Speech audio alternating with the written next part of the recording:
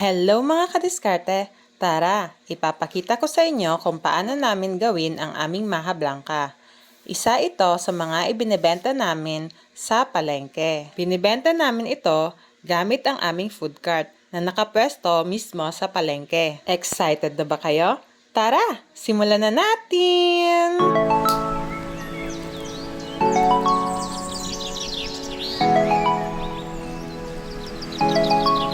First step, kailangan natin magtakal ng 4 na cup ng gata. Mula ito sa 2 pirasong niyog. Yung una at pangalawang piga ito ng niyog. Yung pangatlong beses na piga ay yun yung pinangtunaw ko ng cornstarch. Ipapakita ko mamaya kung ilang takal ng gata ang kakailanganin para sa pagtunaw ng cornstarch. After ninyong magsukat ng 4 cups ng gata, ay pwede nang ilagay ang iba pang mga ingredients. 1 can evap milk at 1 can condensed milk. Ang gamit ko naman na corn ay corn kernel at isinasabay ko ang sabaw nito.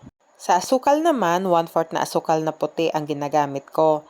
Okay na ito dahil ayoko naman ng masyadong matamis. Pero kung gusto nyo pa itong dagdagan ay nasa sa inyo na ito. At last na ingredients, optional lang naman itong mani. Para may kakaibang twist din at hindi nakakaumay dahil sa lasa ng mani. Bale, 10 pieces na Happy Peanut ang aking nilagay at tinurog ko ito.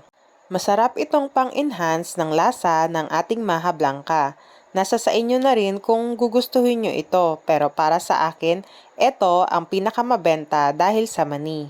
At bago ko nga pala isinalang sa apoy ang kawali, may separate na mixture para sa cornstarch. Ito ay 2 cups ng pangatlong gata ng nyog. Pwede naman kahit tubig na lang, manual kasi yung paggata ko ng nyog. Kaya, sayang naman kung itatapon ko yung sapal. Pero kung minsan, bumibili rin ako sa palengke ng purong gata para hindi masyadong matrabaho. At kapag ganon, ang ginagawa ko ay tubig na lang ang hinahalo ko sa cornstarch. Ayan, tapos ko nang i-prepare lahat ng ingredients at kaya isinalang ko na ang kawali sa apoy. Imekos-mekos lang natin ito hanggang sa matunaw ang asukal. At hintayin itong kumulo. At kapag ito ay kumulo na, maaari na nating ilagay ang na-mix nating cornstarch. At kapag nilagay na ang cornstarch ay huwag nyo itong titigilan sa paghalo upang hindi dumikit at masunog ang ilalim nito. Ang gamit kong apoy ay malakas pa rin hanggang hindi pa nagbubuo-buo ang cornstarch nito ay maaari pa itong malakas ang apoy. At kapag napansin ninyong medyo sticky na ito kagaya ng nakikita nyo sa video ay pahinaan na natin ng apoy upang sa gayon ay hindi ito masunog. Kapag ganito na ang texture malapit na itong maluto. Mag-continue lang sa paghalo hanggang 2 to 3 minutes. I-extend pa ang paghalo kapag medyo mamasa-masa pa ang inyong maha. Kailangan even ang inyong pagkakahalo upang lahat ito ay maluto. At kung ito ay luto na, maaari na ninyo itong i-transfer sa inyong microwavable tub. Mabilisan lang sa pag-transfer dahil tumitigas din ang maha kapag ito ay nalamigan.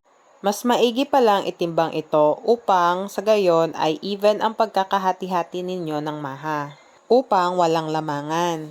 Sa mixture na ito ay makakagawa ka ng 9 tubs na maha. Kung magtitimbang ka nga pala nito, ang advice ko ay 325 to 330 grams ng maha ang pwede ninyong mailagay sa microwavable tub upang makagawa ng 9 tubs. At pwede na rin ninyo itong lagyan ng cheese kapag tapos na ninyo itong ilagay sa microwavable tub. O hayan, tapos na ang ating maha blanca. Naway may natutunan kayo sa aking tinuro. Maraming salamat sa inyong panonood. Hanggang sa muli. Paalam!